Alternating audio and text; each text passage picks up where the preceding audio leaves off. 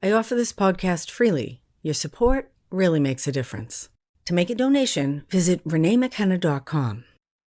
Welcome to Spiritual Psikology. My name's Renee Lavallee McKenna, and I bring my 30-plus years as a recovering addict and ex-crazy person turned therapist and shamanic healer to bring you snackable teachings on spirituality, psychology, and all things personal growth. And today I want to talk about the danger of being nice. And the danger of being nice, particularly if we're attached to being nice and being seen as nice, is the illusion that everyone else is nice as well.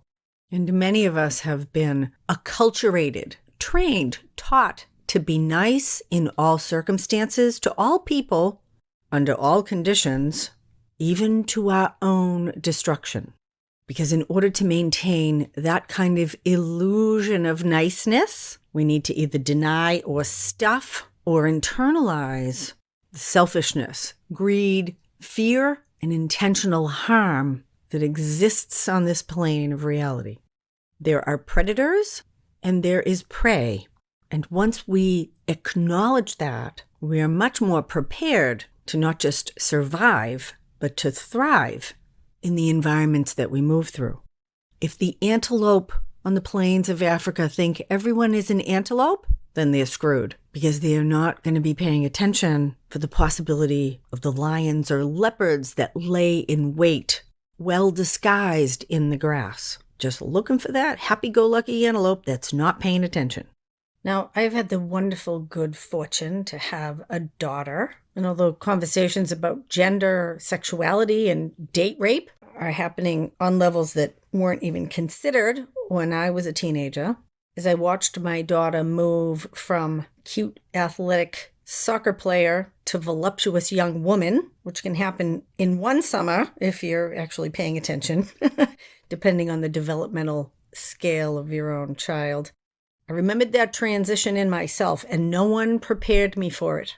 When all of a sudden, walking down the street was like a wolf whistle alley, and people driving by in cars or sitting on the side of the road were making comments to me, I was completely unprepared.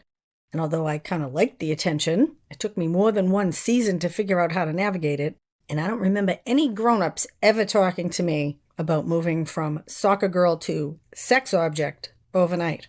And so whether it's helpful or not, I have made sure to have more than one very intentional conversation with my girl about this idea of being predator and being prey. And as a gorgeous young woman, she is the prey.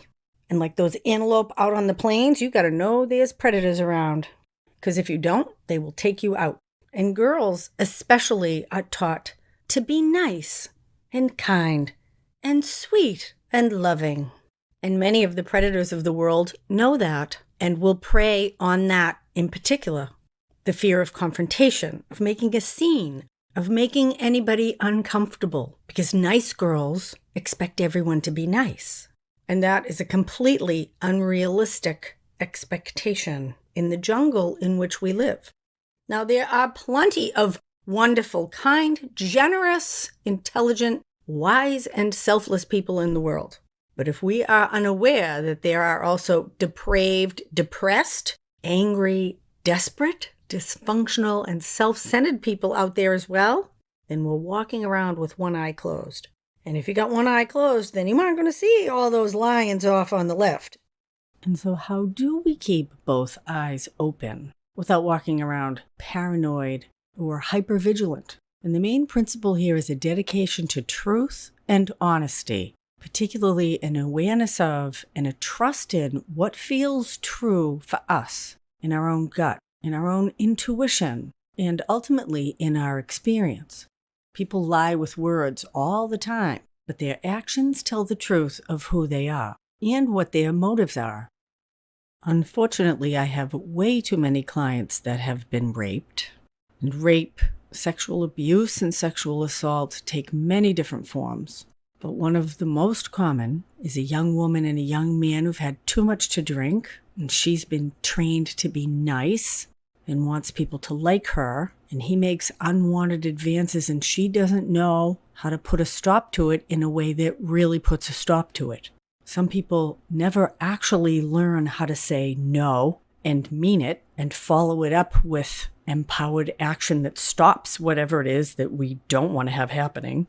And so I've heard many stories, tragic ones, of young women who thought they were saying no, and that no was completely overpowered. And before they knew it, they were having sex they did not want to have. And in that shock, disempowerment, and confusion, because they've been trained to be nice, they never even talk about it. I have a client, Marta, just moved in with her boyfriend. They're engaged to be married. She came to me plagued with anxiety and suicidal thoughts. Very high-functioning young woman. She's a physical therapist, raised as a nice Catholic schoolgirl, very concerned with being kind and loving to others, and a victim to what you might call the golden shadow of Catholicism, which is this idealized perfection of Mary. The Virgin Mary was the ideal of womanhood, always kind, perfect, long-suffering, sexless, of course. And so this young woman is mortified, totally doesn't understand these really dark thoughts that she has. And over time, we've come to make friends with these dark thoughts. And they started, not too coincidentally, after she was date raped in college. Never confronted the boy, internalized the whole thing. And as we have made friends with those demonic voices in her head, they have revealed themselves to be her own suppressed truth and actually an empowered warrior part of herself that got twisted up and turned on her. And it has become quite empowering for her to befriend and include this bold, no-nonsense, really boundaried part of herself in her life. One of the doctors that she worked with at the clinic was actually being quite abusive to her. She became anxious even to go to work. This doctor had been asking her to do things that weren't on her job description and making disparaging comments to her about other staff was really inappropriate. And she had started to spin out with these self-hating, self-deprecating thoughts in her head. And when we pulled them out and asked that energy if it could be helpful to her, what was really going on, she was suppressing her own very healthy anger at being disempowered in this work environment.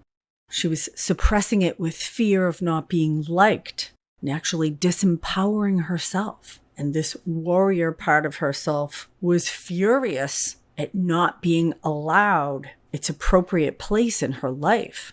And when we invited it in, she shows up as this kind of naked, wild woman. And what would she say to the doctor?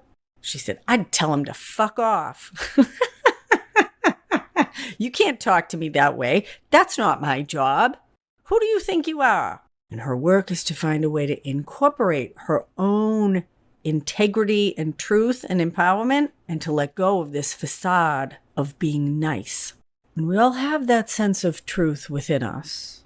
I think of my friend Carrie, came from a big family, a lot of cousins, and one of her aunt's husbands was creepy. They all felt like he was creepy. Years later, come to find out, creepy Uncle Paulie had actually raped one of the younger cousins. Nobody ever talked about it because it wasn't nice. And that cousin got to grow up and die of a drug overdose. I don't mean to be all gloom and doom here, but there's often a difference between how we wish people were and how they actually are. And it's best to dedicate ourselves to what feels true to us, kind of no matter what. When I was a little kid, I used to get to walk home from my elementary school for lunch. And on Tuesdays, my mother would take me down to this little lunch place down the street. And my mother was a very cute little thing. I was probably about 8 or 9. And I remember there would be this creepy old guy. And he liked my mother. And sometimes he would come and sit with us for lunch. It was so uncomfortable. He had a big mole next to his nose and he would play with it. It was so gross. And my mother would just make nice with him. And eventually I'd have to go to school and that would end the lunch with creepy guy. It didn't happen every week, but I always thought, why does she let him sit here with us? And I guess it was more uncomfortable to say, "I'm sorry, you're not welcome to sit with us," than it was to sit uncomfortably for 25 minutes having lunch. And although I may have used up all of my or be superficially nice cards in my life, I certainly spent many years struggling with being nice over being emotionally honest and honoring what felt true for me. And perhaps the place where being nice over being honest can be most pernicious is in long-term family and intimate relationships, where we develop patterns of superficial pleasantry, which not only avoids deeper dysfunction, addiction, neglect, or abuse, but actually holds it in place. And I think about this long relationship I had. It was actually a friendship from childhood, continued into adulthood, and we kind of grew in different directions. And for much of the early time in our relationship, the dynamic was her having a lot of drama in her life and me listening to it and supporting her. I am a therapist after all. And over time, as I grew and evolved, I kind of came to see that the drama that she had was like a habitual, perpetual pattern. And that maybe that was even how she interacted with people, was just around drama, problems, tragedy. And by that time, I was pretty dedicated to outgrowing my own drama and trauma addiction. And I wasn't too interested in listening to it in my spare time from someone who wasn't actually engaged in getting better. But I also hadn't yet grown the cojones to confront her. And so I just started to avoid her phone calls and kind of dread getting together. That our relationship was just her being in a position of need and me making nice. And so I had to realize that I was being emotionally dishonest.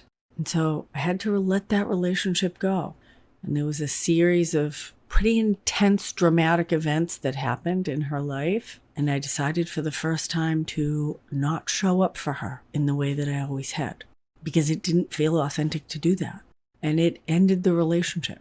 And from her perspective, it was not nice. And so in order to stay in my own integrity, I had to let her see me as out of integrity. And although I don't always love this phrasing, there is the idea that what other people think of me is not my business. And my job is to stay as best I can in my own integrity on my own side of the street. I'm going to end with a redeeming story. Back to my daughter, navigating the streets of Manhattan as a beautiful young woman. Recently, she was on the Upper East Side after a party, walking to the crosstown bus, and she noticed that there was a guy following her, because she does, as best as possible, keep both eyes open. And so she crossed the street, but she missed the bus, and she didn't see the guy anymore. So she decided to wait for the next bus, which comes about every 5 minutes. And a group of about 5 or 6 young men came up to her and they said, "Hey, we noticed this guy's been following you and he's actually still across the street." And she was a little surprised because she thought he was gone. And they said, "So we're going to wait here with you until the bus comes or until you take an Uber." And they didn't even talk to her. They were just off by themselves, keeping an eye on her. And she got on the next bus, said thank you, good night. And so we must always remember that there is much goodness in the world and keep our eyes open to the valor, generosity, and integrity of others, just as much as we must be aware that there are those who are violent, dangerous, and who will disempower us if we don't have our own wits, our own intuition, and our own inner warrior intact. And so where do you need to grow in awareness? In personal empowerment, in the willingness to be not nice in the face of the bad motives of another. And it's my experience that as we grow in that courage and integrity, we grow in faith in the courage and integrity of humanity as a whole, because the antelopes do outnumber the lions. Thank you so much for listening. If you like this podcast, consider dropping 5 stars on Spotify or a good review on iTunes. I just started a YouTube channel. There's a link to that in the show notes. My year-long mentorship program starts this Friday. I'm so excited. And I'm putting together a calendar of upcoming workshops and events that'll be online. You might want to sign up for my weekly newsletter, info@reneemckenna.com. Deep gratitude to my supporters through this podcast and on Patreon. Blessings on your path until we meet again. This is Renee Lavallee McKenna for Spiritual Psychology.